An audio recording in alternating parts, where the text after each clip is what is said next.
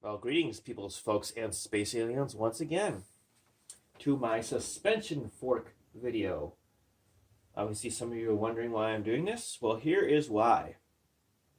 I think the suspension fork on the front of my bike, that was my primary concern because that's the first thing that I use when I'm on the trail. It will make me smile or it will make me frown, and I think that is something that should be a consideration for everybody everywhere.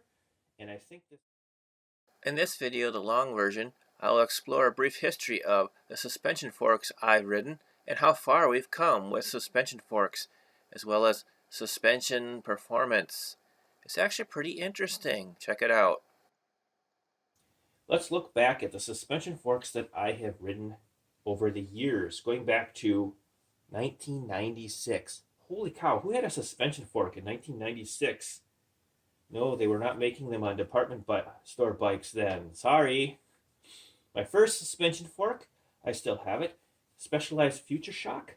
My dad's bike in 1996. He passed away in, I think, 96. And it was the worst suspension fork ever, comparatively. I mean, for what it was back in the day, it was actually pretty good. But it was an air fork with no adjustments. It did have I think it was an air reservoir that was fed through the little, I still have it, the little needles that you would use to air up a basketball. That's how you put air in the fork. It had a bolt on everything. I don't remember the exact crown and brace. They were both bolt on. But I'll have a video of that so you can see the archaicness of the ancient suspension forks and how far we've come. It's pretty awesome. I bought a Cannondale in 98 with a DD60 head shock. That was before they had lefties. In fact, we were thinking, what the heck is wrong with Cannondale putting out a suspension fork with only on the left side? That's crazy.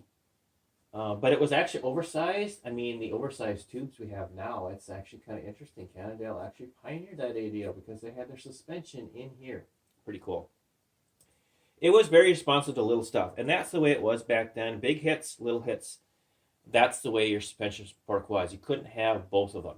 In about 1998, sometime, Marzocchi came into the arena and they blew everything out of the water. I think it was hands down one of the most revolutionary bike products out there. Definitely one of the most revolutionary suspension products out there. Their Z1 series. I got a 100 millimeter suspension fork. I had to get a pair of reducers, and I still remember to this day that Cannondale being wheeled out to me in the bike shop, and I was like, I want to ride everything twice if I can. My friend David at the time, he had a shorter version on a Schwinn. I've got a picture of that on my wall, and he actually got his before I got mine. So we were like absolutely blown away. I think everybody was. They couldn't believe how awesome of a suspension fork it was. It was a coil fork, and yes, I blew the oil out in it a few times, but it was an early version of an enduro fork. Okay, so unfortunately, I sold that in 2005 on the Cannondale, and I ended up upgrading my bike to a enduro, specialized, and I got RockShox Psycho fork. Actually, I'm not sure the exact name. I'll have it on the video here. I lost the feel of Marzocchi, and I was okay with that. There was a lot of pros and cons with this fork. I really liked it. It had it was my first RockShox fork I had ever ridden, and the first RockShox fork I'd ever owned. And it had adjustable travel, 85 to 105, or maybe it was 110 millimeters. So it was a little bit more than my Marzocchi. It was a coil fork, and I rode that for 11 years.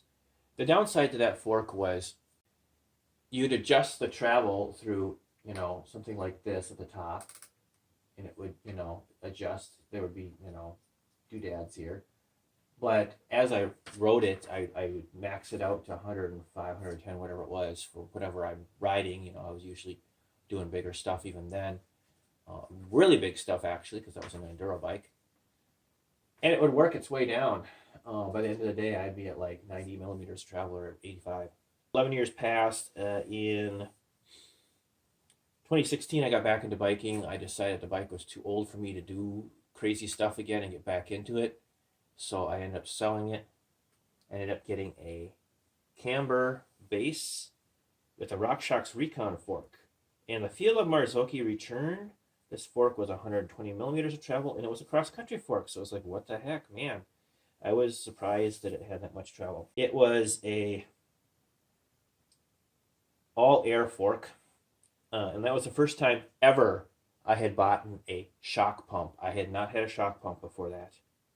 Isn't that crazy? But I really liked that fork. Obviously, I ended up going. I wanted more travel, and I wanted to go more enduro. Yes, I wanted to go more enduro, and I was realizing that I felt like I needed more travel, and B, I felt like the 29er tires were too big. I liked the initial feel, but over time it just wasn't. So then I went to a FORKS 36 fork, and I believe before I bought this, that was the best fork I had ever had. FORKS is definitely my favorite fork, and I really consider them this time around. 160 millimeters of travel, and it just was. I can't say anything bad about that fork at all. I can't think of anything bad about that fork at all. And I thought to myself, oh, I'm going to sell the bike someday. What am I going to do? Am I going to get another FORKS fork? Oh my gosh, they're really expensive. So those are my considerations. I had to look back at all my history of suspension forks to go to part 2.